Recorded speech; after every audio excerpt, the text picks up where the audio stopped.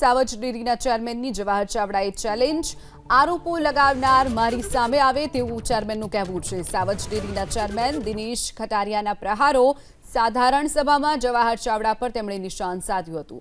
લોકોને ગુમરાહ કરવાની કોશિશ કરે છે તેવો પણ આરોપ લગાવ્યો અને સાથે જ ક્યારેક કોંગ્રેસ તો ક્યારેક ભાજપના વખાણ કરો છો, ક્યારેય આમ આદમી પાર્ટીના વખાણ કરો છો, શંકરસિંહ બાપુની પાર્ટીમાં જવાની પણ તમને છૂટ છે તેવી વાત ચેરમેને કરી છે। સાવજ ડેરીના ચેરમેનની જવાહર ચાવડાને ચેલેન્જ આરોપો લગાવનાર મારી સામે આવે તેવું પણ ચેરમેનનું કહેવું છે।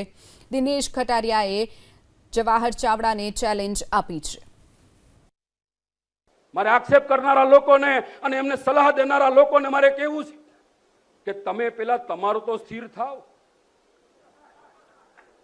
તમે તો સ્થિર થાવ। હું કરવાના છો?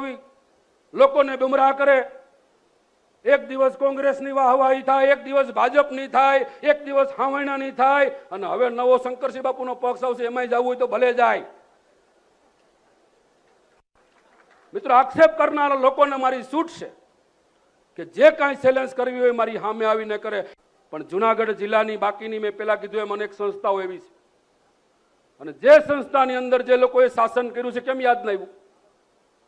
એવી સંસ્થાની અંદર મારે કોઈના નામમાં નથી પડવું, પણ જુનાગઢના તમામ ખરીદ વેચાણ સંઘો લઈ લ્યો, જુનાગઢના તમામ માર્કેટિંગ યાર્ડ લઈ લ્યો, જુનાગઢની તમામ સંસ્થાઓ લઈ લ્યો, અમુક સંસ્થાની અંદર મિત્રો પાણો પણ મળવો મુશ્કેલ છે। પાણો પણ મળવો, એક પથ્થર મળવો મુશ્કેલ છે। ત્યારે આ લોકોનો જવાબ તમે તમારા વિસ્તારમાં જઈને માગજો કે ભાઈ અહીંયા આ સમાજની તમે વાત કરો તો આ સંસ્થાની અંદર પાણા ગયા ક્યાં, આ સંસ્થાનું બાંધકામ ક્યાં ગયું, કરોડો રૂપિયાની અમારા ખેડૂતો પાસેથી સેસ ઉઘરાવી છે, એ સેસના પૈસા ક્યાં ગયા, એવું તમારે એનીમાં હિસાબ માંગવાની મિત્રો જરૂર પાકી ગઈ છે। જે લોકો ઈશારો કરે ને,